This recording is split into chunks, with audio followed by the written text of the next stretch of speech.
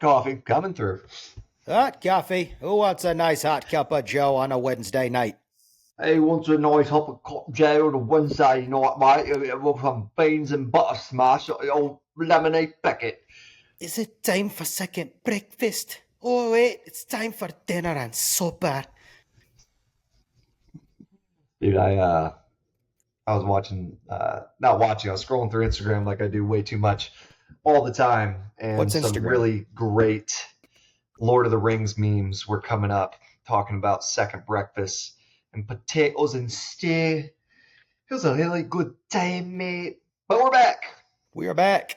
Lord of the Rings memes are legendary and arguably my favorite books and movies of all time. I would definitely say that the Helldivers ones are arguably pretty close in terms of being really great memes. Those I don't know if anyone who's listening right now has played Helldivers, but it is one of the best, but also one of the funniest games, and they constantly crack jokes on democracy and spreading democracy throughout the galaxy, which is what they claim they're doing. And you know, in Helldivers, the funny thing is they are going to these different planets and they're fighting the Tyranids, and they're using these planets to mine some type of special liquid, and I forget, it spells oil backwards. And that's amazing. They craft this whole story about how the Tyranids have, attacked Earth, or they're attacking different planets. And then you find out after kind of going through the game and seeing the not behind the scenes stuff, but just knowing the story that we were the ones that created the Tyranid problem. So then we create a war to go fight the Tyranids, and then we send just a bunch of people to die and claim it's for freedom. And the same thing with the robots. We created the robots as our slaves, and then they rebelled against us because we treated them so horribly. And then we fight a war against them and claim it's for freedom. And it's just the entire game is just a really good game, but it's also a spoof on the US, just constantly getting into stuff and being it's for freedom. Yeah, it's for democracy. Yeah. I was about to say, so 9/11? Yeah, I mean, they make jokes about everything in there. It is really great. And you'll be shooting a big bug, you'll be like, have some democracy, and they just shout out these dumb little lines. And oh man, it's one of the games that accurately calls itself out, but is also a really good game at the same time. And the fact that it's actually coming to Xbox next month, where PlayStation players and Xbox players can actually unite instead of being at war for years and years and years via the console war, we can actually unite and fight for the common cause of spreading democracy through the galaxy. That galaxy needs a little bit of democracy over there. We should fly on to it and see what's going on. Needs a little bit of freedom. Dude, I was going to say before we get off this topic, there's evidently, Reddit articles and all that stuff that you can go look up, but there's a small sect of PlayStation players that are so bitter that Helldivers 2 is coming to Xbox that their sole purpose is to ruin the experience for Xbox players whenever they get matched up when the game releases, because they're we don't want to share our game. So they're going to be toxic to their teammates that play on Xbox rather than actually play the game to make it enjoyable. It's really easy to get around that. I mean, you could just not play the game with them, in terms of if you're in a game and people just keep calling down ordnance on top of the team, you can just quit the game. And I don't think there's no penalty and whatnot. But that has to be one of the funniest and best parts about that game, is just it's so easy to accidentally call down a missile barrage on your team, and you're just where'd you just call that? It's don't tell me you just called that right here. And you just kind of look at each other and just do, and everyone dies instantly. It's a good time. I can't wait.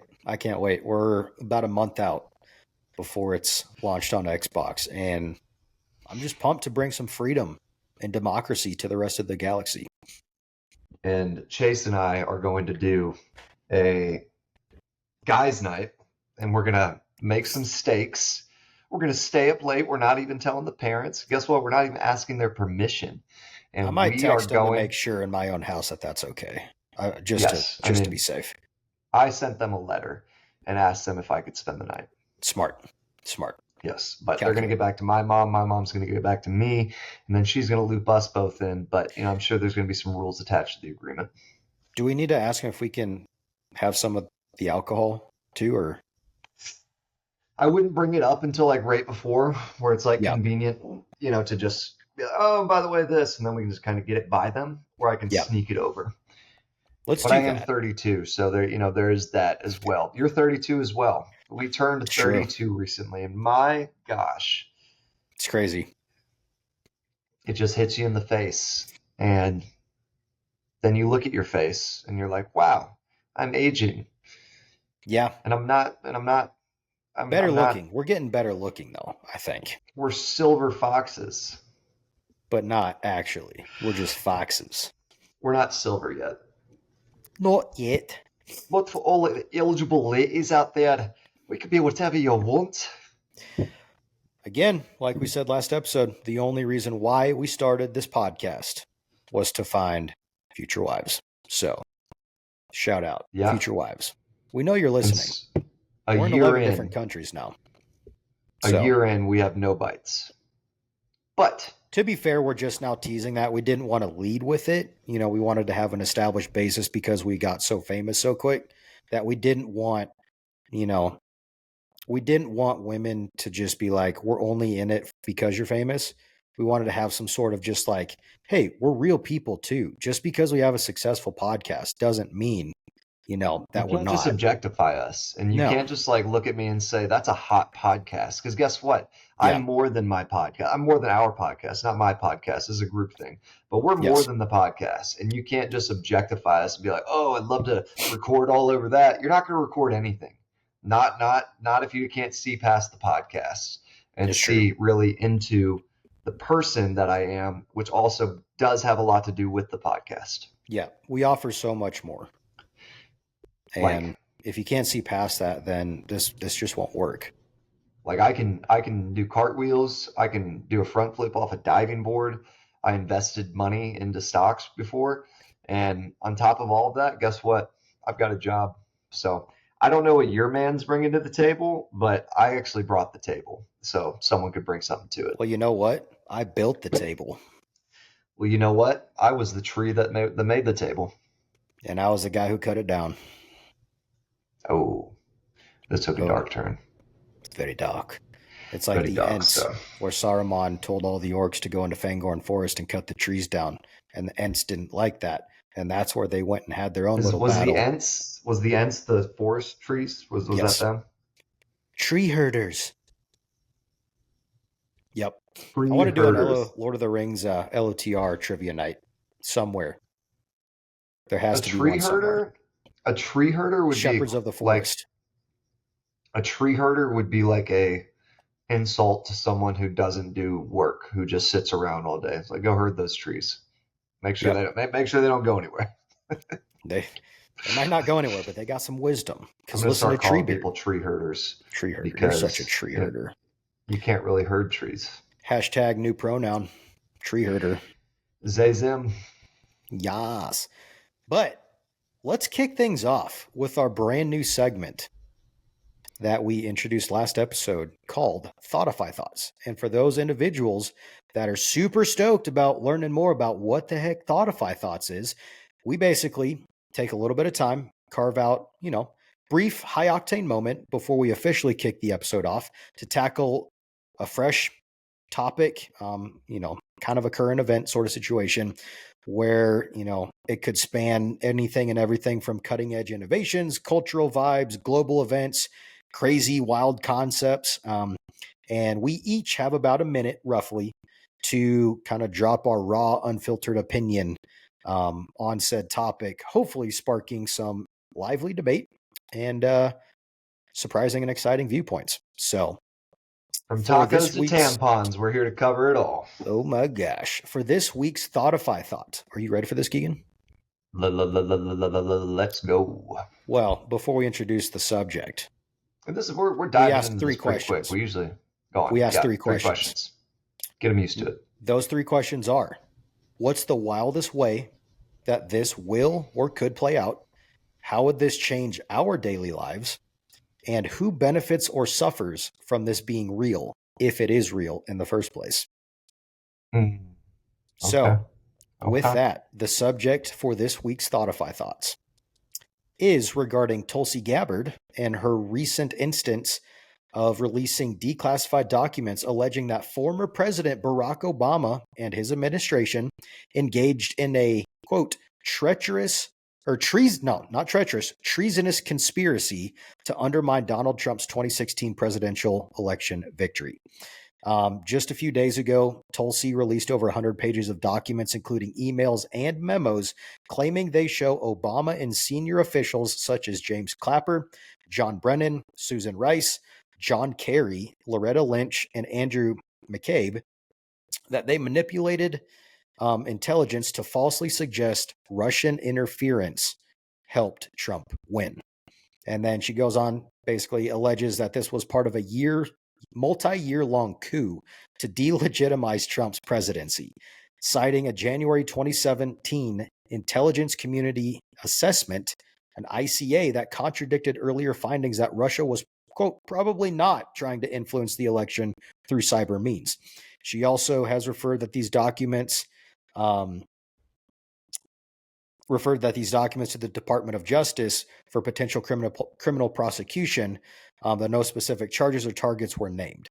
And actually today, she released additional documents, including a 2020 House Intelligence Committee report to support her claims, asserting that they provide irrefutable evidence of Obama's role in directing a false narrative. So, with that, do you have a comment before we dive in? I do have a comment. What's your comment? Well, I've been in legal trouble before, nothing crazy, but I'll tell you one thing. If police have all the paperwork that they need to do something to me, there's not a press release first. And they don't give everyone the paperwork. They just go do it. So I I guess I'll go first since I'm already ranting. What's the wildest way it plays out? I mean, the wildest possible way this could play out is that Obama actually gets quote unquote arrested, or someone alongside him gets arrested, or something like there's some legal penalty to follow this up. Now, will that actually happen?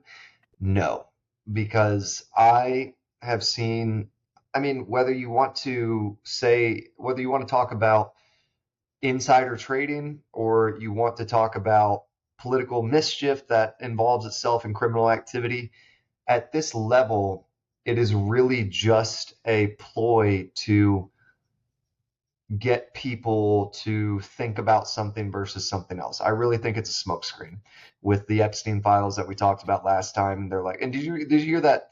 On top of that, the Martin Luther King files got released apparently. Yeah. So now it's like, just because all this is happening, but guess what? We're also going to release the Martin Luther King files, and Obama committed a crime. And it's just like, okay, well then go arrest him. If you have irrefutable evidence, then go do something about it. Yeah. How does this? Well, I mean, do you want to go? Yeah, you go first. Yeah. In terms of how the wildest way it plays out. I think we're of like mind. I mean, thus far on this entire subject, it is very, very annoying that supposedly something of this magnitude that gets released, if nothing happens, I think it shows just how deep the deep state truly goes, because it's like looking back in 2008 during the recession, the economic collapse, right? You had all these top dog companies. They were, quote, too big to fail, right? They were too important, too massive. So therefore the government bailed them out to keep them going. I think that same principle applies to top dog government officials and individuals. Yeah. That if you're at the top of the totem pole, just because you might have irrefutable evidence, and again, not saying they do, not saying they don't, but if they do, I would not be shocked in some instance that the sort of protective barrier exists around those individuals. And I think we've just seen it. And it depends on who you are too. If you're an opponent of the deep state and which side of the aisle that you fall on. Yeah, but it also goes back to Hillary Clinton's emails, which were all completely illegal. And even Yep. President Trump said, I didn't want to make a political stage out of like arresting a major politician and like what that would do for the country. Well, Yep. excuse me, when I do something illegal, no one gives a crap and they arrest me no matter what. They're not like, well, I really don't want to make a statement out of arresting this guy. Like, I didn't know that was available in the law. I didn't know you could just be like, well, I don't want to make a big scene here, so we're just not going to follow the law this time. And it's Yep. crazy because, like you said, when you're at a certain place on the totem pole, this is for both sides. You really, outside of doing probably one of the only major things they put someone in jail for definitely is like massive tax evasion, Yeah. because the government doesn't play with its money. You know, if the government has no idea that Iran had nuclear capabilities and had to be told the by Israel. But if you owe $20 on your taxes, my gosh, they are at your door and they're ready to like bang it down. So it's just you know, I just don't. It's come up too much. Like someone did something illegal, a politician, and everyone's like, oh, arrest him, put him in jail, and then they're just like, oh, we're gonna do it, we're gonna do it, we're gonna do it. Next topic. Yeah. And before moving on to the next question, it also made me think of James Comey just a couple months ago. Remember when he posted that thing on social media, 8647 of there were stones in the sand? And I just Googled it.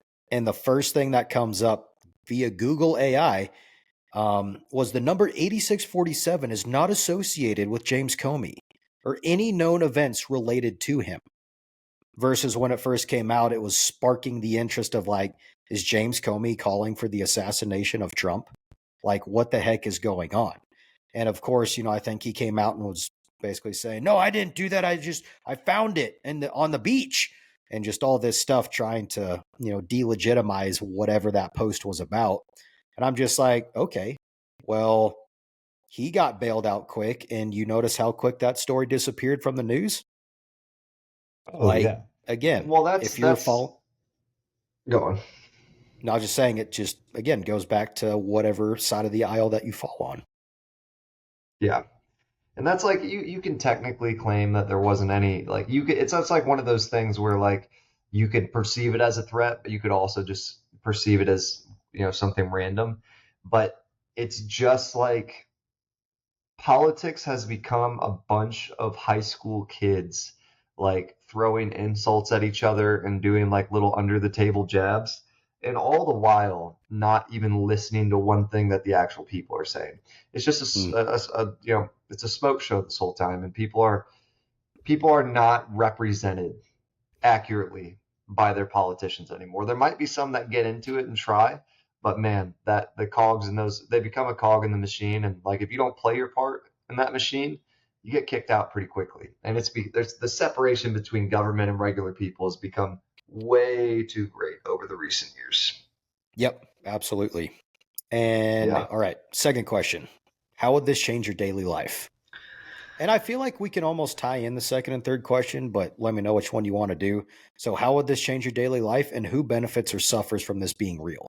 I know you kind of loosely alluded to that just now regarding the general American public, but tackle it how Well, you it want. just the problem is it does not change daily life, uh, because even if something did happen, it would be so theatrical and so probably just a slap on the wrist that there would be no actual satisfaction for people who actually care about it or really want to see any type of justice served. And at the end of the day, it's really like walking by a house where people are fighting and you can hear them. Mhm. You can hear it. It does affect you because you can hear it. You might want to even tell someone else, and you might want to talk about it to someone else. But if you just keep walking, it's literally like it's never going to actually affect you outside of them utilizing it in some type of election. Or the only way it's going to affect you is by the policies that the people who utilize this to try to implement their own policies are going to have whatever effect on you. And in all reality, the only way this could affect real daily life is if there was a legitimate legal process followed and these people actually got arrested. And then that would set a precedent for the problem. One of the reasons they won't do it is because it sets a precedent that we then have to start actually following the law with politicians. And that means there'd be no government. So this Yeah. machine, in order this in the interest of self-preservation, is not going to, and it sucks because we're both conservative guys, and I wouldn't call myself a Republican. I would assimilate with most of the values of a Republican. I'd say I'm more of an independent, but these past years have shown me that it doesn't matter which side you're on, that government in some way, shape, or form, even though it's like opposed, it is an organism that is one. It has two sides, but those two sides will also work together to keep that organism alive, even though they're on paper are completely opposed to each other. Yeah. So will it change your daily life? Only if you care enough to let it, or only if you buy into it enough to think something's actually being done. Yep. And to keep that super short from my side, I mean, I completely agree. It's just chugging along in the same old dynamic that's been a thing for years and years now. And it's just, for me, and I know for us at least, it just feeds into the frustration. Like all this excitement of like, holy cow, this is some massive bombshells getting ready to come out, or it's coming, we're gonna drop it, and then nothing ever happens. Like, okay, well, you just got our hopes up. Nothing happened. No one was held accountable. Resume normal life. Like it's like Yeah, like we're used to it at this point. the joke Shane Gillis made at the ESPYs where he's like, I did have an Epstein joke, but I guess it got deleted. Yeah. Maybe it deleted itself. He's like, all right, let's just forget about that and move on as a country. It's just like we're Yep. just, and whereas you've seen that video where it's like we fought a war over a 2-cent tax on Yeah. tea, and now every time if someone gives you a gift, a $500 gift, they're taxed on that you giving that gift. Every time you spend one of those dollars, you're taxed on it. Anytime money moves, you're taxed on it. Yep. And it's just like we have created such a disassociation with policies in day-to-day life and our ability to actually affect those two things at the same time that they can essentially do anything as long as it's not so egregious that it's like, and that's honestly even a stretch to, because the Epstein files, dude, like Pam Bondi coming out and being like, there's no list, guys. There's no actual list. Yeah, no, that's like telling a little kid, like, you know, there's no real Mickey Mouse. But it's like, but yeah, there's a fake one over there, and I still want to see it.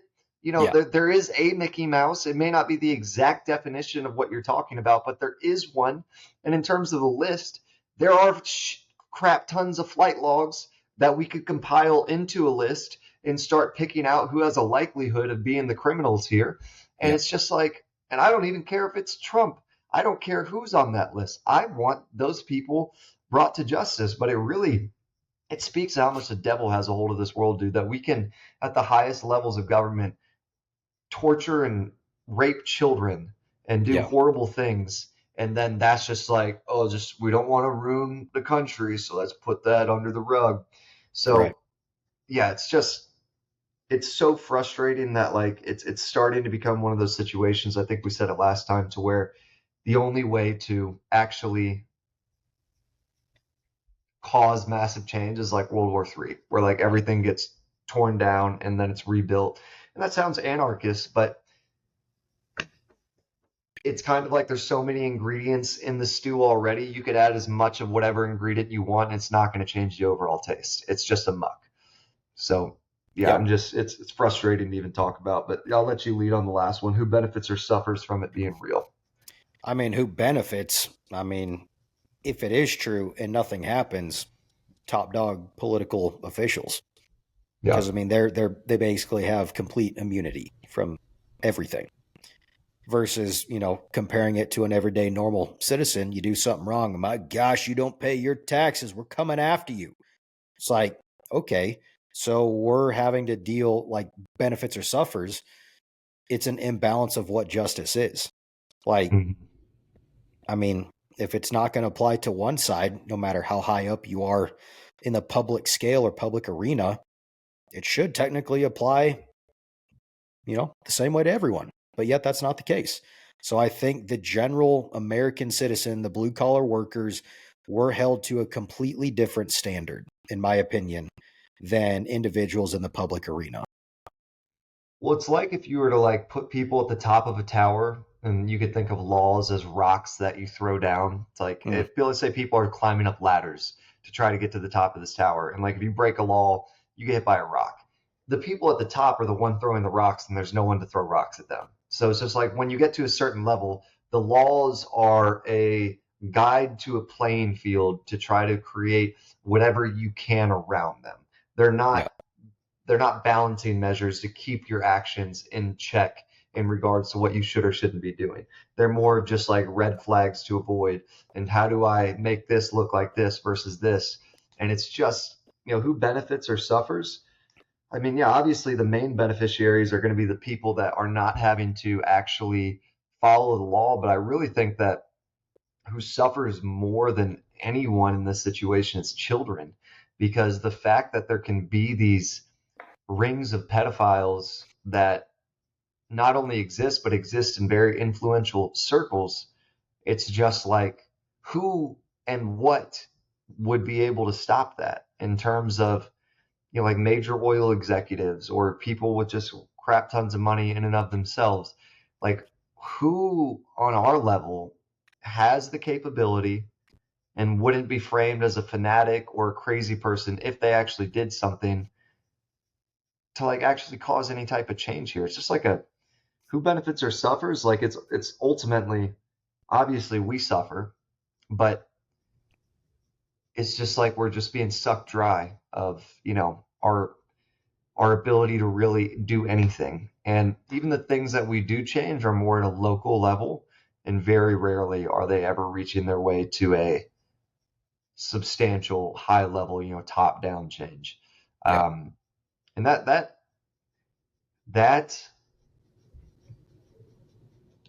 you know, like it's not like Rome anymore. Like when Emperor Nero was doing all the crazy stuff and setting everything on fire, and like I don't remember if they revolted Emperor Nero, but like the spread of information has made it so hard for people to get on the same page that we wouldn't even be able to revolt because they would like we'd be fighting each other within 20 minutes of trying to do it. There'd be almost no way we could unite totally and go for a common cause unless it was so egregious that like you couldn't help but say, I don't care what you think, we're both against this. And I think that's where they want us. That's where you divide and conquer. As long as they stay divided, then as long as we stay divided, then we're extremely easy to control. And with the Yep. way the political atmosphere is today, I don't see us becoming undivided anytime soon. Yeah. Nope, not at all. And it's almost, you almost beg the question or beg to ask the question, like, is it by design? Yeah. Oh, 100%. Yeah. It is by design. Yeah. Now, it's by design from influential people in different areas, not they're working together but not working together. So you can't tie it together as one big conspiracy and track it down. But there's enough ingredients being added at different areas that it causes a certain effect in every area. And Yeah. it's just like, it's It's a and good at the time. end of the day, dude, podcasts like this that are super famous and have a super large voice we're in danger. It's true. But you know Yeah, what? We're going to keep going because we're dedicated we're dedicated. to finding wives. Yes. Yeah. When that happens, we're done. We're out. We're Audi quitting. 500. We're going to make But like that was a Tommy Thoughtify Cruise. thought. That was our Thoughtify thought for the day. We're gonna be doing that every episode or every couple episodes, but a lot. We're gonna try to make sure it Yeah. happens every episode. But again, just diving into something right off the bat and sparking a little bit of conversation, a little bit of debate. I don't think there was any debate on that one. We'd love for you guys to comment and tell us what you think, but I'm pretty sure most people are going to be in agreement with that. But if you're not, I would love to hear from you. Absolutely. And that's the whole thing about this specific segment. Like, Yes, we're giving our thoughts. It's always fun to talk about crazy stuff that's happening, but the main reason why we started this whole segment is to engage with you guys.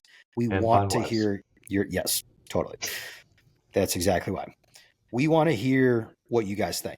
We're Yeah. generating curiosity and questions, and you know, it's not just about us talking. We want to hear with, you know, things that you guys have to say. What is your perspective? What are your thoughts on all the things that we talk about? And it's not just this segment, it's anything and everything that we talk about. We want to hear from you guys. So, um, yeah, feel free to leave your comments in the episode or social media, shoot us a message, whatever it might be. We just want to talk to you guys. We don't have friends. We have each other, and that We is it. have each other. But We are kidding. one. But We yeah. are the So children. transitioning on in the most natural way I could possibly think, other than just diving straight into it, which I'm going to do. The Buga Colombia sphere. Now, audience, for those that didn't hear that specific episode, I think it was, within the last 10 episodes or so, but we did a deep dive on a mysterious metallic sphere that was discovered in Buga, Colombia, actually on March 2nd, 2025 of this year. And it continues to generate all kinds of significant interest, questions, debate as to what this could be. And we want to kind of circle back around to that and just kind of relay some information that has come out subsequently since its initial discovery, because it has been continually studied. So, do you want to kick it off, Keegan? Yeah, I'm looking at some new information as we're going into this, and apparently people are claiming that it's been debunked in terms of saying that there are no fiber optics in it or optical fiber. And UNAM already released a report stating they are not optical fibers. What is UNAM? So the claim optical fibers on sphere debunked by experts, and UNAM hidden engineered core, CT data intriguing but unverified, UFO evidence, no clear proof. Most say it's man-made until proven otherwise. So hold on, what's coming? There's talk of a formal scientific reveal, potentially. Okay, this says in June or later, so that's already passed. Or But the past? bottom line is the Bugosphere remains an open mystery. CT scans intrigue, but no convincing evidence yet supports extraterrestrial origin. Here's my problem there. This is like one of the things where like people are like, I don't believe in God. It's like, okay, fine, that's your prerogative. You have every right not to. What would make you believe? What evidence are you looking for that would allow you to cross that bridge and say, I do believe that God exists? So when they say stuff like, you know, extraterrestrial origin, no evidence, it's like, okay, can we first define exactly what we mean by extraterrestrial origin in terms of like what evidence we specifically, the standard of evidence we need to meet to make sure this is? Because at the end of the day, you're like, okay, there's not clear evidence it's extraterrestrial. Well, it's definitely not clear evidence that it's not extraterrestrial. Yeah. It's like, it's kind of like, the O.J. Simpson case where it's like, we found the glove, we found his blood, but the glove just happened to not fit. So there's no way, like, it's like needing that much evidence to at least open the door for a possibility is just, I think, you can always put something down by claiming there's not enough evidence Yeah. outside of like you defining exactly what that evidence needs to be. And that's kind of briefly, referencing what we talked about last episode with Graham Hancock and um, Göbekli Tepe. Göbekli Tepe, but Flint Dibble, who's part Yeah. of the mainstream archaeology society. How you present a potential opposing view to what the mainstream is, and just how quick they are to dismiss something. Even though there's no real evidence to say no, that wasn't true, they still side with that and then force that opinion on you, basically humiliating you to try to delegitimize your point that you're trying to make. Yeah. So it's kind of just a, I don't know. I think it's the same thing in this instance where we have an unknown object. Okay. If it's man-made, cool. How the heck did we make it? How is it putting forth all these crazy properties? And we'll dive into those here in a second. But if it isn't, you know, inherently, like there needs to be more impartiality designated towards topics like this. Because for those individuals that immediately come out and say, no, that's, you know, there's no way that can't be extraterrestrial, be like, okay, well, if you don't have any evidence showing that it is, to your point, Keegan, you know, do you have evidence showing that it is man-made? If not, Yeah. then how can you delegitimize the other point at the same time? It doesn't Yeah. work that way. And unfortunately, you inherently deal with individuals that function like that in any aspect of society, history, science, mathematics, you know, whatever it might be. So all that to say, yes, take it with a grain of salt, of course. Vet it 100%. But realistically, approach it with an open mind. Don't automatically deter any thought process in, you know, going down the road of maybe it's not from this world. Maybe it's from somewhere else. Who knows? You know, don't automatically write it off. And you know, the one of the things that kind of not kind of like extremely annoys me is that cancel culture has been adopted by every single group in society, whereas most groups in general have some type of stature or some type of integrity that they'll usually lean on. So, for instance, if you're a professional football player, a lot of professional football players are extremely hard workers and get up at 5, 6 a.m. to do things other people wouldn't do. And they have that like as a pretty consistent among players, you know, reference as like what is a professional football player. And it's sad that these very intelligent and very, you know, high, how do I say it, very intelligent and very sophisticated groups of people have resulted to cancel culture in Mm, regards to like if you don't agree with what we say, we're going to run a smear campaign against you that makes people think that anything you say is delegitimate or non-legitimate, whatever the right word is there. And that is, you know, just how do you how do you escape that once you use that as a tool? Because once you use that as a tool, it's always going to be at your disposal and it's always going to be an option after that point. And it's just, I think that has creeped into every but politics, that's creeped into day-to-day life, that's creeped yep. into everything. If you disagree with someone, try your best to make them look as bad as possible and make everything else they say past that point not be taken seriously. And that's the cheapest, saddest way to fight, but it's the most common way to fight now. Yeah, absolutely. Yep. But diving into some of these initial observations of the sphere for those that have not heard of what the Buga sphere is, per analysis that has taken place, again, take this with a grain of salt, but some information regarding this sphere, it's roughly the size of a basketball. Okay. Approximately 24.5 centimeters in diameter.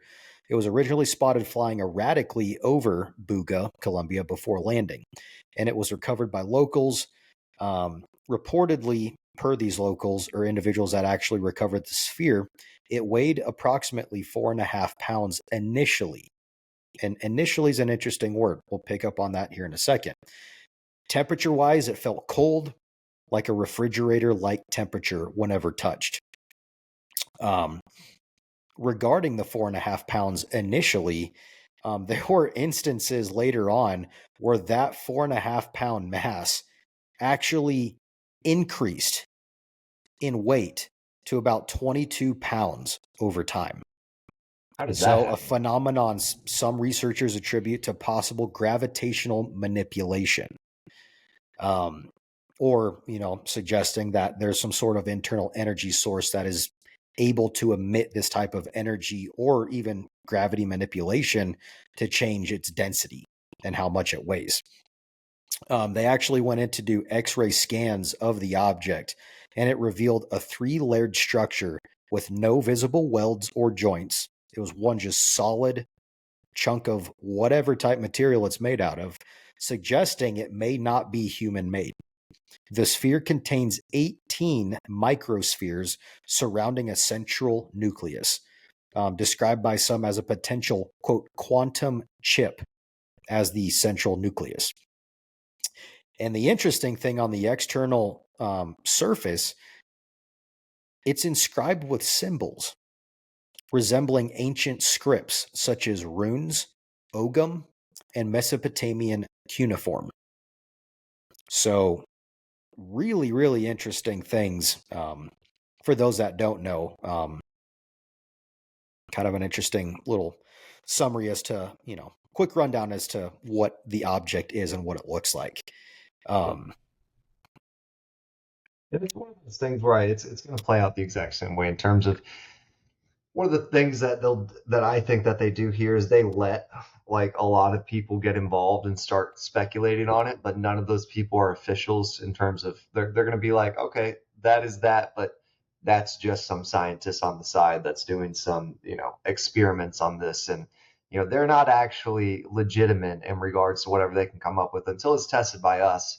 You Right. can't really say that this thing is, whatever you want to say it is. And they just kind of let people have their way with it, and then they just let it fade off into an oblivion. Because, I asked it to expand on a few things, and it said the latest CT scan imagery recently released by an independent research. That's what I'm talking about right there. And they have to call out independent research, because then if it does find something, they're like, but that's just one independent research, which is valid in some ways. You can't just trust the opinion of one. People have to, test it from all angles and, Yep. get unbiased, results.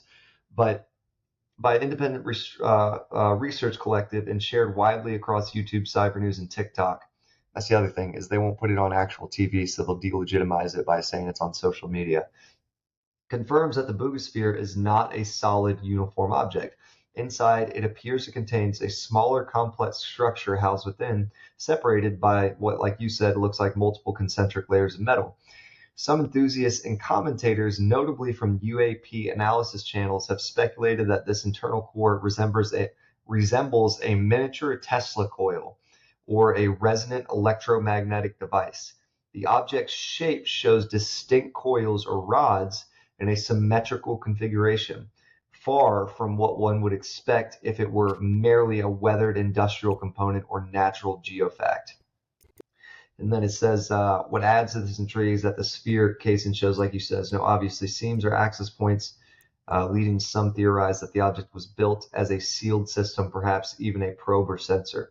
Others arguing the resemblance to known energy structures like Tesla coils is coincidental and fueled by pareidolia, seeing familiar patterns in random data. I mean, that's just, gosh, there's a word to tell it, to say everything is fake. Yeah. Well, and I would offer a counterpoint too. If individuals want to throw shade saying, "Oh, it's an independent firm, independent organization that did this. How do we know?" Blah blah blah. I could argue the exact opposite, that if we got a hold of it, who's to say our government would remotely tell us the truth? No. So just because the US, potentially doing experiments and analysis on said object doesn't mean anything, especially after all the things that they've lied to us about in the past, especially Yeah. regarding UFOs. Like, they are, as they say, they're getting more transparent with all these hearings in Congress, but they're saying a lot without saying anything important at all. The only Yeah. thing is, yep, we've seen things that we can't really define what they are. We don't think they're from this earth, but we also don't know, so we can't say any more beyond that.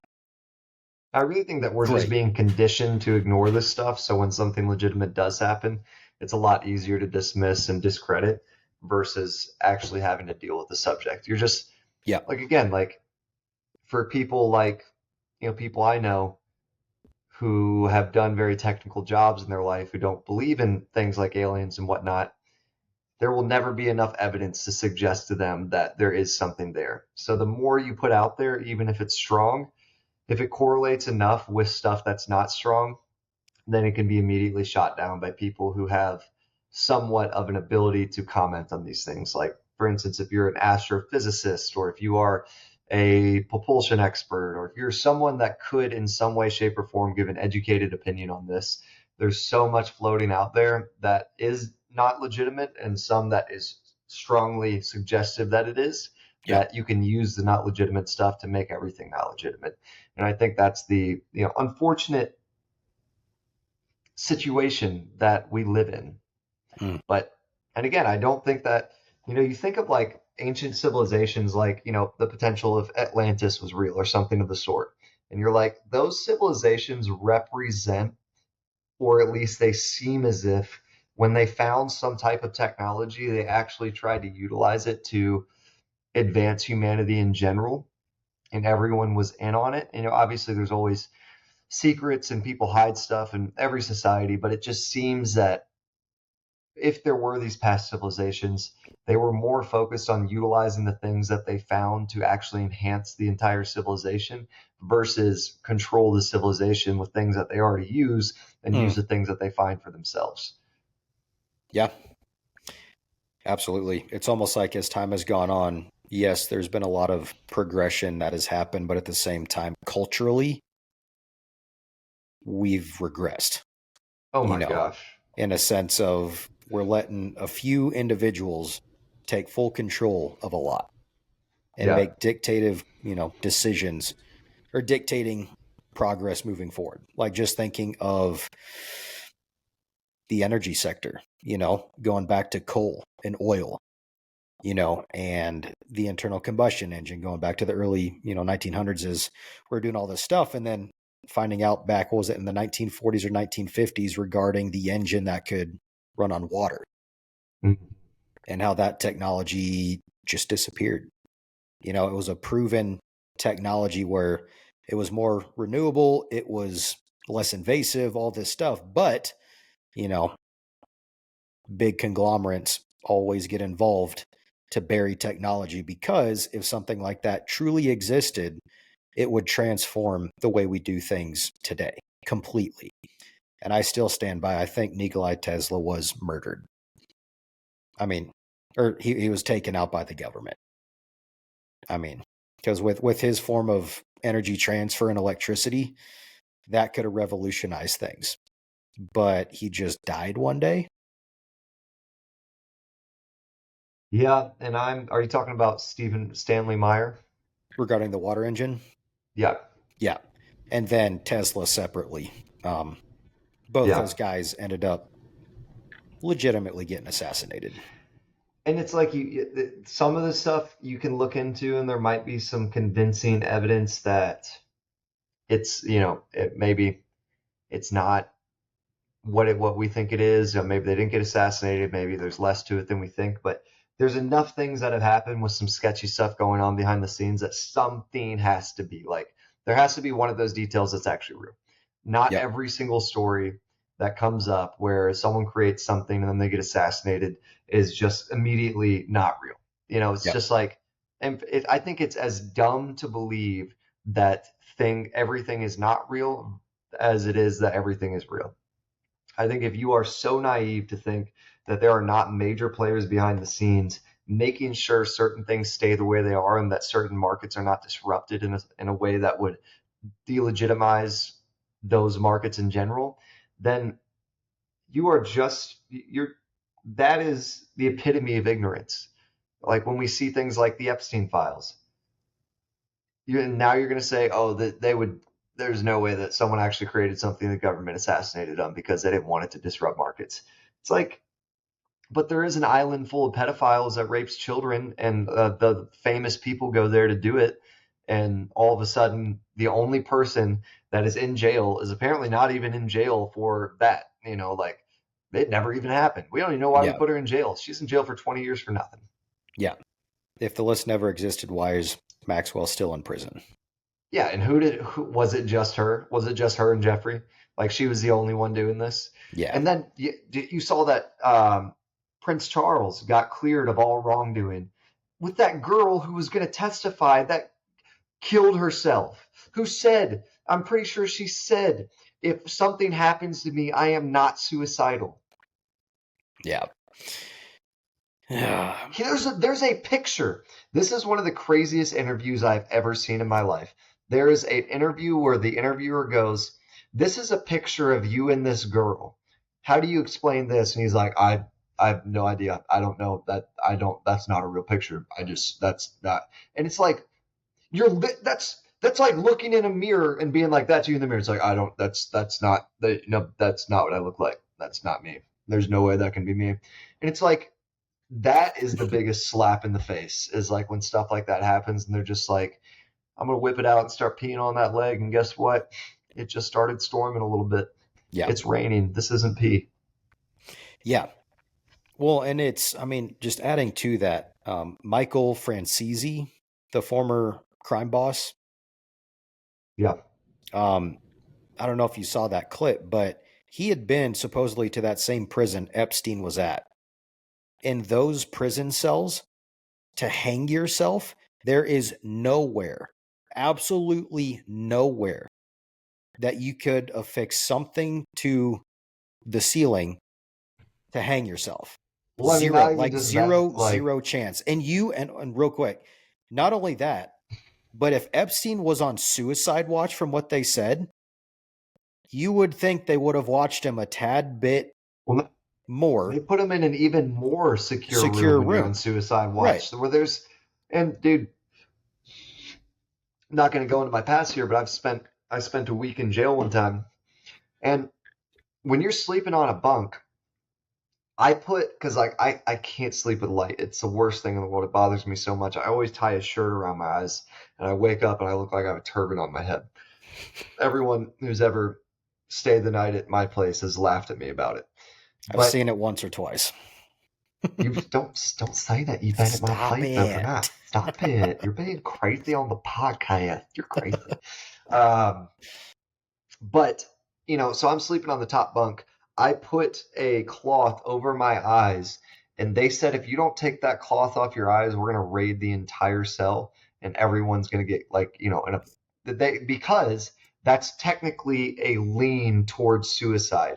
That was in a low security city jail that had barely any funding in Louisiana. And they're good enough to spot that and be like, we're going to come in, and if you don't take that off your eyes, everyone's getting screwed. But Yeah. in a maximum security prison, they For a can't high profile individual. they can't see that he's tying a knot. Like, where are you going to jump off of? Like, Yeah. what?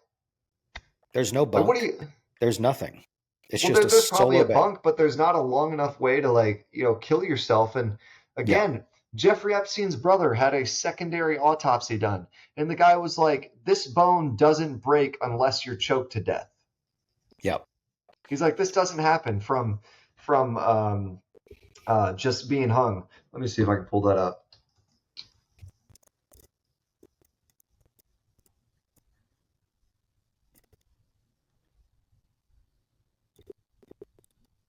Well, and while you're pulling that up too, you heard about the whole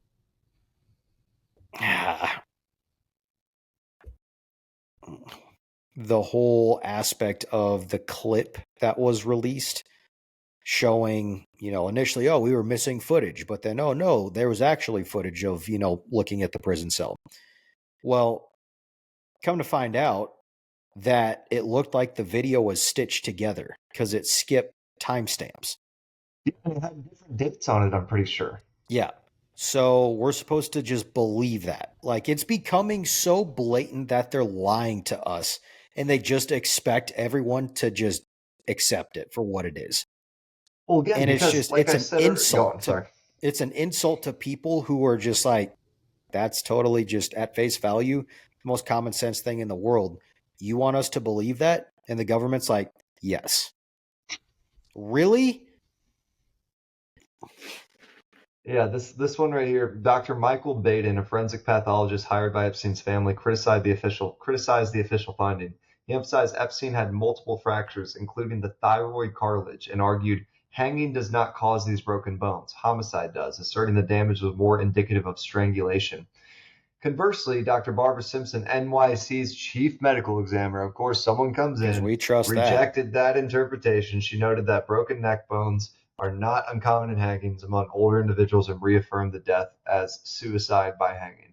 Why can't we see a 3D rendering of what the cell was like and where he could have hung himself from? Why can't we Yeah. see that? Why Yeah. can't we create it?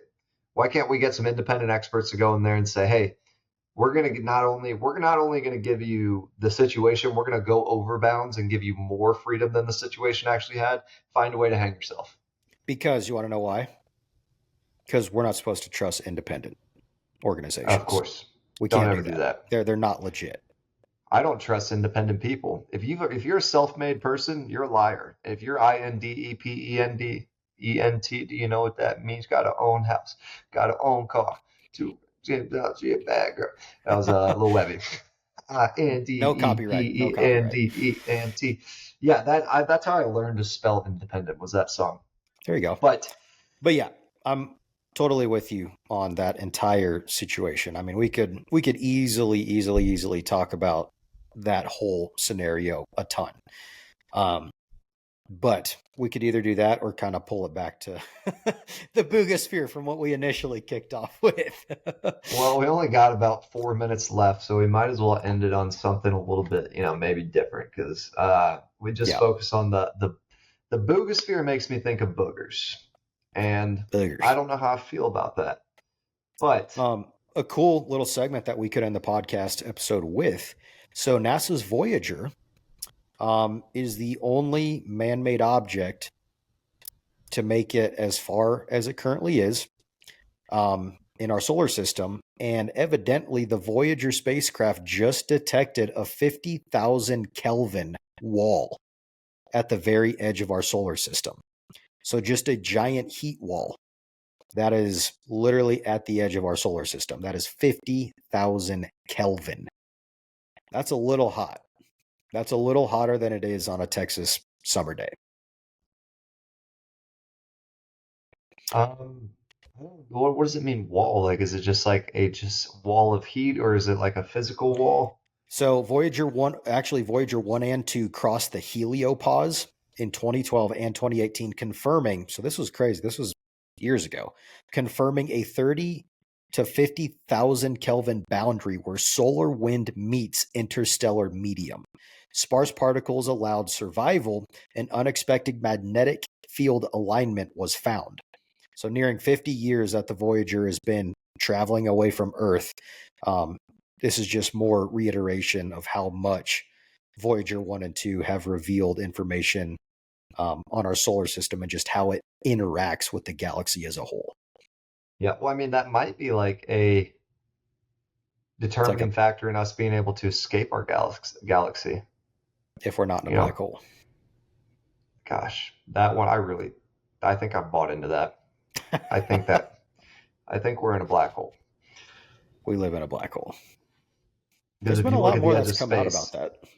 Yeah, if you look at the edge of space, you're legitimately like, you're trying to go up a waterfall that is going the opposite way of you, and you're moving, but in reality, you're not going anywhere. And that's what the edge of a black hole would be like, because the event horizon is impossible to come back from, but you can reach the precipice of the event horizon. You could just never actually get back over it, because nothing can come out of a black hole once it's entered it. So it would only make sense in terms of like when we look at the microwave edge of the universe, which is what the James Webb Space Telescope was originally designed to do, was peer into the furthest edges of the universe that the Hubble could not, that it would, there would be things like galaxies that are way too bright and way too big and way too young to be related in regards to the Big Bang. So it would say to me that something's coming in and that's affecting things. And I do think that like there was a Big Bang component, but not everything came from the Big Bang, and there's things being poured in on the edges. Therefore, we will most likely, until we create the Spartan 2 Mjolnir armor and people, we're not going to have the capability to get out of the galaxy or get out of this universe. What if everything that we've created video game wise, movie concept wise, is an actual, yes, figment of our imagination, but what if it is based on reality of a parallel universe? I mean, I think that's And it's just like us extremely. tapping into said reality through quantum. One thing I'd like to talk about on the next podcast that we have not dove into too much is the paranormal and the ability to do things like astro project, because that is something that, in terms of what you're talking about, it's very much theorized that when we actually dream, we're actually astro projecting and we're interacting with either a different dimension, or we're interacting with different parallel universes, or we're just interacting with something that's real and we just think it's fake because we think that or that's, the state is dreaming. But, and that could, and there could be a mix of like, you know, both things being true at once, because you have some wild dreams that are just like, that's just stupid, there's nothing that made sense, like there's no like reality you could base that off of. But there are also dreams that are extremely realistic and you're just like, I could have sworn I was actually there. Like And you I've actually flying the had, giant robot. yes, that was fun time, but It's not real. it's very Damn real. it. I'm gonna get it. Yeah, man, that was, oh, I haven't thought about that dream in a while, and it was like a mech suit, and it was, oh, that was really cool. Mobile Suit G But Gundam. oh man, if I could do it, the Alea Vignana, I believe it was the Mobile Suit Gundam Iron Blooded Orphans, one of the best animes to ever be released. I think it's an amazing one, very sad but very satisfying at the same time. But I've also had some very real things happen to me in my life that were paranormal. I would love to talk about on the next podcast, because those things, as much as I am a Christian and I don't like to allow that type of energy, my gosh, I can't help but be insanely interested. Interesting. Yeah. Interesting. Well, good little teaser. Yep. A little teaser Weezer. Teaser Weezer. There's Bristol on the couch. Hello, Bristol. He's just, hello. I'm so sick of this. Oh, He won't shut up. You can stop talking now. There, But little girl. we will Look at take that. Bristol's advice and stop talking, because we are at the threshold of... Bristol's my dog, for the people who are just listening. Yes. She's in the Yes. background. Watch it on She's a video little and you'll know. baby. Yes. But we'll thank you guys for tuning in for episode 34. This was a pretty jam-packed one, full of all kinds of stuff. But let us know your thoughts on anything that we talked about on this episode, previous episodes, whatever it might be. We want to hear from you guys. And yeah, I mean, whatever that looks like, social media, actual podcast episode. If you want to email us, get in touch with us that way, thoughtifyae@gmail.com. Shoot us questions. We would be happy to talk about anything and everything, i.e. our tagline, on said podcast. So we are always wanting to talk about all kinds of cool stuff. So if you have anything you want to hear, let us know. Yes, sir. Y'all have a great night. Super fun. Always talking to you, and we'll see you on the next episode. Peace out.